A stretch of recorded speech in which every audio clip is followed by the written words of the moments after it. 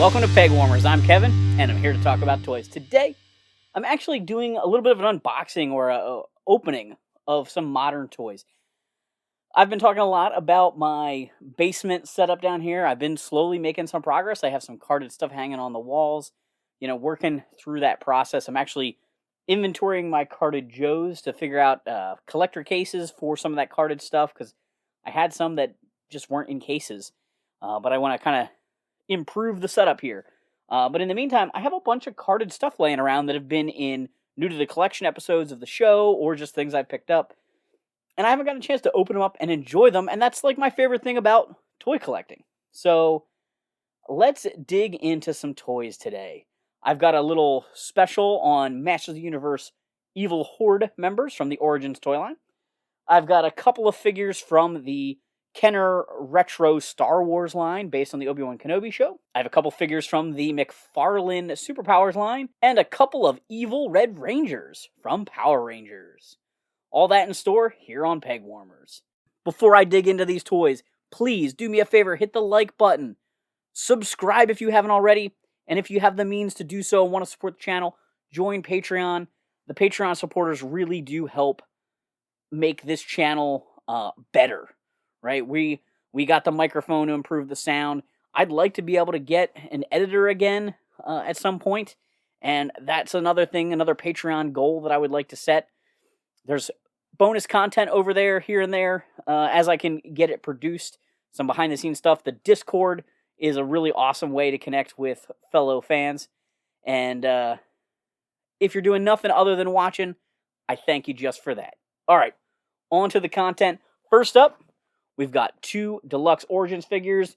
I'm going to go with Mosquitor first, followed by Leech.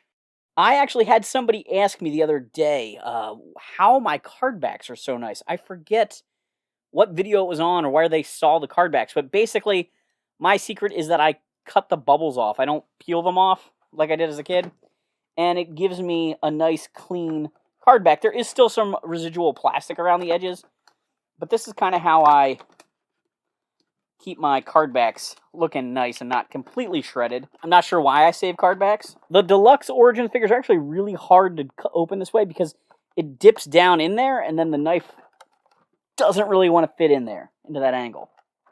Whew, that is some work getting these guys out of the package. But here we've got Mosquitor looking very much like his vintage figure. The head might be oversized. To be honest, I don't have the other one here, the vintage one, to compare it to. But of course, like any Origins figure, he's got the extra articulation and blood pumping action, because this is a deluxe figure. I don't see anything happening. I thought he was supposed to pump blood. I don't know. Is the button just there to give you satisfaction? I threw the packaging. Let's see. There is a little instruction sheet here, which shows which parts of him are disconnectable. Removable parts. Nope, this just shows you which parts can be disconnected. And the deluxe figures have a little bit more limited separatability. So anyway, he's got his classic head. He's got a more comic book appearance head, which is a more organic character. So maybe this is what he looks like without his helmet, the techno. Or he's got the techno-organic virus. That was a thing in MOTU continuity. Or maybe Hordak finds him like this, as a peaceful Mosquito Man, and then gets technified. He's got a swappable hand, so you could have him hold a weapon in this hand instead of a fist. He does come with his purple gun, which is a pricey item these days,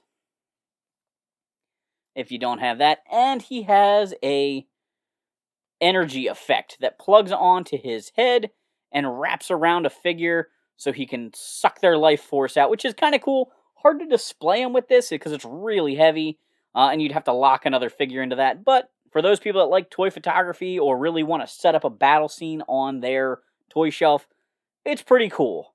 I have almost all of the vintage Masters of the Universe guys, so sometimes this feels a little silly to be rebuying them.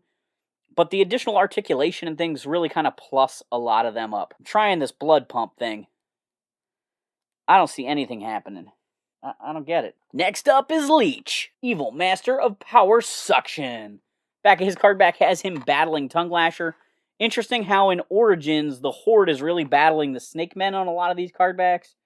Just kind of a unusual twist. I'm surprised we don't see more interaction with the Rulers of the Sun characters, but maybe it's not worth commissioning the artwork.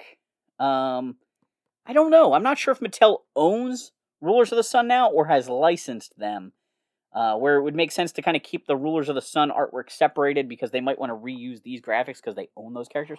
I don't know, but those are the kind of weird things I think about toys. Night of the Leech. Mini comic included. This is for the deluxe wave, I guess, with Snout Spout. Might feature some other characters in here. Buzz-Off's in here, Zodak's in here. A lot of characters. I mean, they try to work a bunch of the characters into it. It makes sense to try to cross-sell the characters. I'm not sure if it's just guys from a particular wave. I don't think Buzz-Off and Zodak were in the same wave. So, they're definitely showing off some different characters in there. Here we've got Leech out of the package. And he definitely has more suction cup looking action with his hands and feet than the vintage one did. They're bigger. They even have the little tabs to release them. And then, of course, he's got the head with what looks like a suction cup there. But I don't think he has the pump action built into him to, really make him suck on. It's just, lick and stick kind of suction cup action there. In addition, a little variety Leech has. You can take these suction cup hands off, and you can give him more normal Leech hands. Now, these are crazy, weird tree frog type hands. But so you have the ability to switch those out, which gives him a little bit more of the MOTU Classics look and possibly the 2000X Staction. I'm not sure if those hands on the Classics one came from the Stactions. And of course, his head, you can take that very vintage-inspired head off, and there is a much more detailed head that doesn't have the suction cup built in, which definitely looks more like the Classics head and probably the Staction. This is kind of nice for display purposes if you don't want to recreate the line with these guys, if you want to do something new and fresh, if you have your vintage guys on display, you want to display these guys as kind of their own unique thing. Having these more modern appearances are cool, but of course, for the people that love that vintage recreation look, it's also really cool the way, these guys are marketed. He, of course, also has his crossbow. It's molded in a very bright red as opposed to sort of that burgundy, and it's pretty tight. Kind of looks like it was molded for, Hordak or whoever they made first.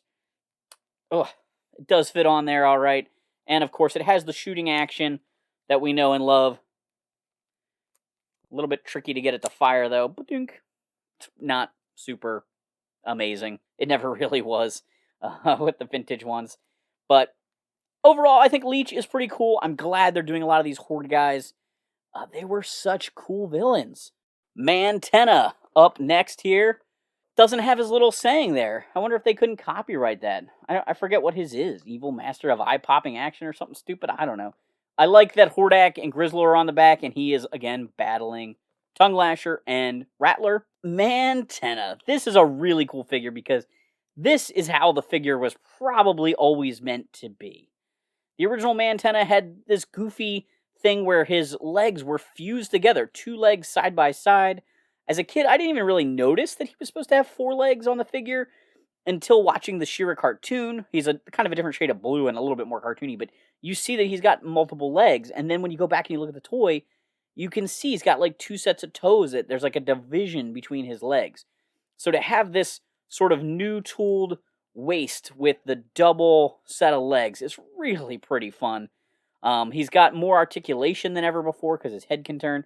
And so instead of having a lever on his back to make the eyes pop, it's just in the head. And it can't lock out. But I think it's kind of fun.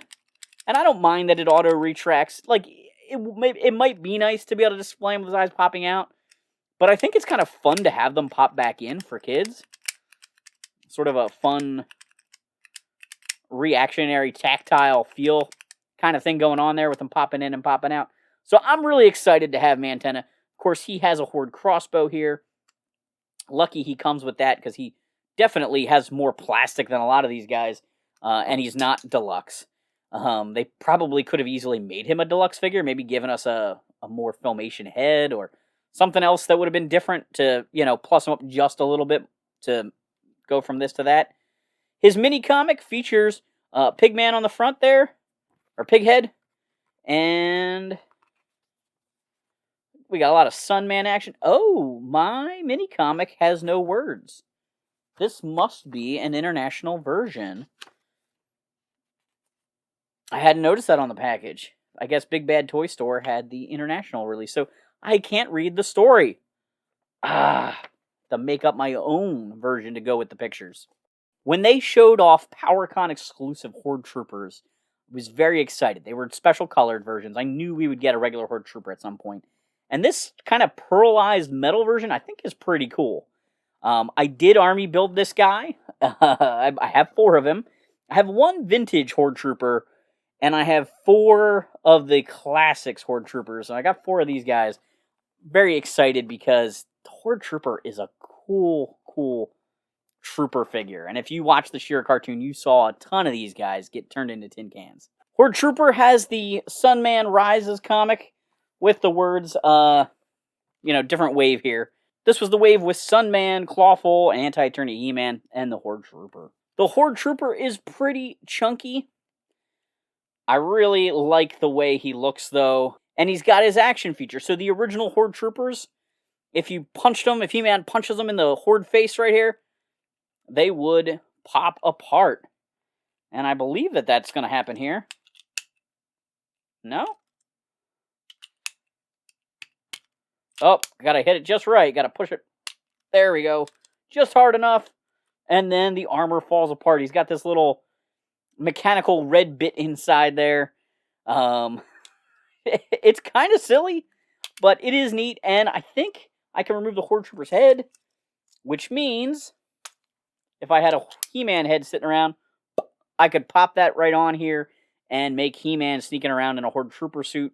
A great trope. I always like it when the good guys disguise themselves as bad guys, and it happened in the Secret of the Sword movie.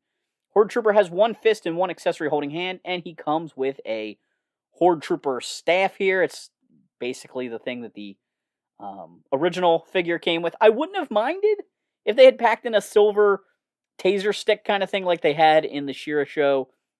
I mean, it's very similar, but I don't know. I kind of prefer that over the vintage red stick thing, just because that's how the Horde Troopers should look to me, as much like Filmation as possible.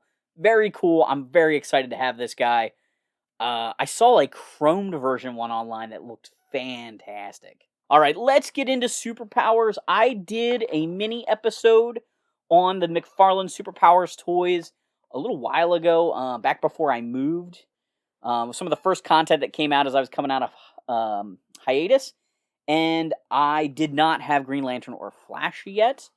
I have not picked up who is the Joker that laughs, or the Batman who laughs. I have not picked that one up.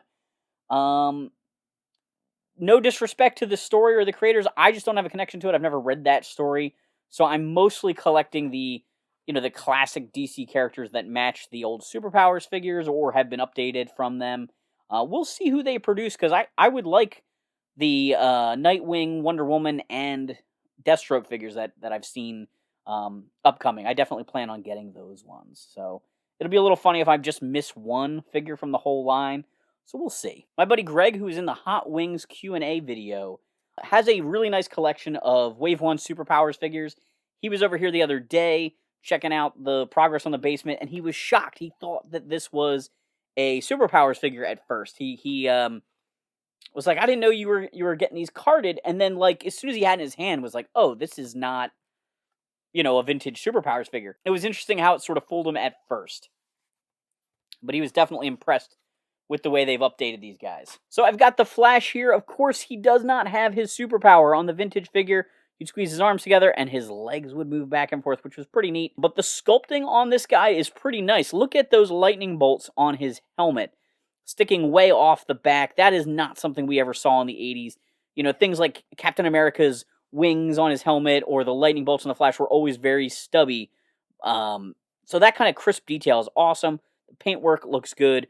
I think he is going to look excellent on display with the rest of these figures. All right, the John Stewart Green Lantern. It's fun to get another version of Green Lantern here. He does have his ring molded on. He's got one hand open here so he can hold his accessory, the lantern, so he can charge it up. Very reminiscent to the...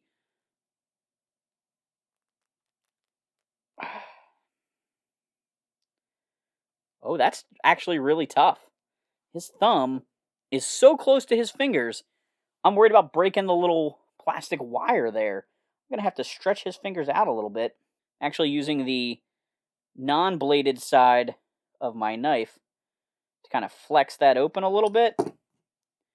Try and pop that in there. I don't want to break the wire on the lantern. The lantern is nice. Giving these guys an accessory really does help add a little bit of value to them because, you know, the superheroes, the classic superheroes like Superman and Batman have the cape. That whole debacle aside, you know, a little figure like this with no accessories doesn't have a lot of, you know, flash to it, a little pizzazz. It is a great character. It's got nice colors, and the prices are just right on these guys. But having a little, some sort of an accessory is really nice. Not every figure in the vintage Super Powers line had an accessory, but a fair amount of them did. Time to move on to Star Wars. Now, I did buy this entire wave, but I can't fit every toy into this episode. I do some of these unboxing type videos occasionally for Patreon, so maybe I'll sneak a few toys over there at some point. And I wouldn't mind using these occasionally on the channel as just a way of, you know, getting a chance to hang out with you guys, talk a little bit, enjoy my toys that I've picked up over some time. Today, I've got the Fifth Brother and the Grand Inquisitor. I decided to open these guys because they're characters I have never had before. The Ben and Vader ones I'm very excited for.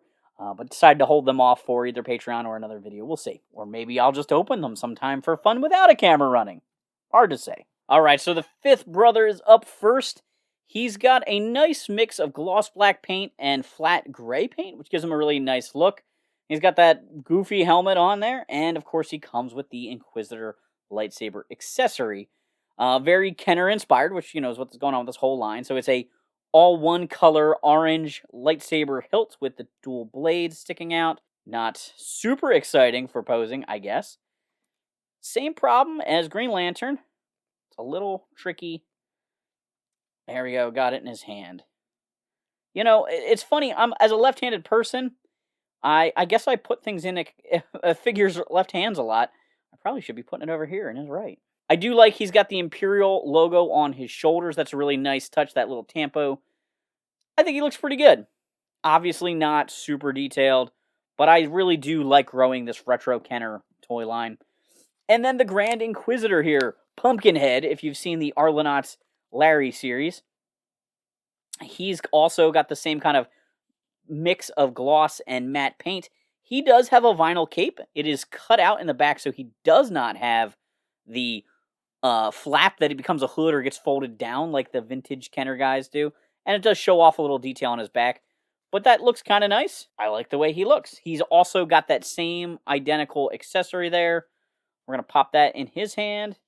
And then these guys are ready to go hunt down the Jedis. They can go look for Ezra Bridger after they get Obi-Wan here.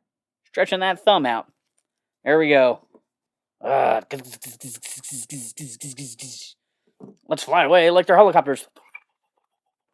Alright, last segment I've got here for you today. 2 evil Red Rangers. I've got the Tyrannosaurus Sentry, which is a evil guard for Lord Draken, an evil alternate dimension version of Tommy.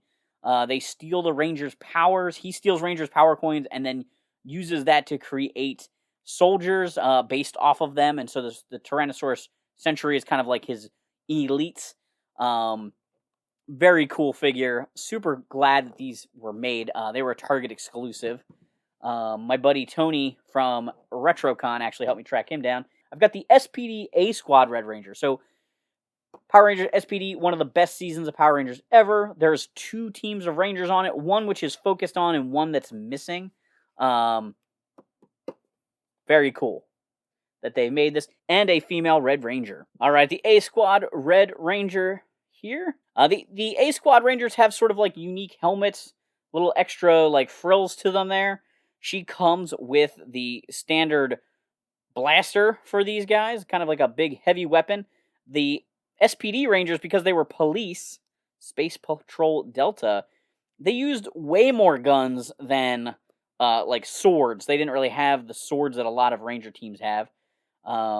She has a blast effect for the end of that blaster. And she also has a set of alternate hands, which is pretty standard in the Power Rangers Lightning collection here. A little tricky to get her to hold this weapon. I find a lot of action figures, though, are tricky, depending on how the handles are put together on a weapon. The hilt, the stock often really kind of gets in the way. And even the trigger guards. I know, like, vintage G.I. Joe guns were not very realistic, but most of them were really easy to get in a guy's hand, and for playability, that was nice. Lightning Collection is a little bit more collector-oriented, so we do want screen accuracy to those weapons, but yeah, a little tricky to get that in her hand there. All right, and here we have the Tyranno Sentry out of the package. It's got a molded plastic cape. It has a nice, like, billowing effect to it. Molded capes, have good things and bad things about them. One, the detail, they lay in a cool, dramatic way and can have wrinkles that are appropriate, whereas a cloth cape, scaled down for a figure, tends to not lay the way a real cape would. But then they do kind of interfere with articulation and things like that a little bit. Obviously can't sit this figure down with the cape on, but it is easily removable if you did need to put him in a Zord cockpit or something. I don't know. Probably not a huge deal. Does come with two other sets of hands. They're both fists and a signature weapon here. This is where the detail that Boom Studio, the comic company that did Power Rangers comics that created this character, did some really nice stuff. The guys that worked on that series. He has a staff, but it is like a double-ended, almost looks like the Power Lance, but made with the Power Swords. Just a cool looking detail to pay tribute to the original Red Ranger's powers, but to change it up. So these guys aren't just exactly a copy of the Red Ranger. Man, this has been a tough thing all day. I can't get any accessories into anybody's hands. What is going on in the world of action figures? I mean, I guess it's good that the thumbs are tight so they don't drop the accessories, but it's a little frustrating when you can't get them in anybody's hands. Sometimes you see accessories where the ends unpeg, so you can just put the pole into their hand and then plug the end back on. That is also sometimes a handy trick. Whew. I can't get this thing in. Oh, finally got it in there under his fingers, but he lost his cape. There we go. Overall, a really cool figure. I love the concept. I would love to see the rest of Draken's Ranger soldiers like this, the Mastodon Sentry and things like that. I don't know if we'll get them. Maybe eventually if this line keeps going for a long time. I really hope it does. So I know that this was kind of a quick unboxing episode. Sometimes this is just kind of the fun things. In the comments down below, let me know which figure I unboxed today was your favorite. What are you unboxing these days? And thanks for hanging on the peg with me.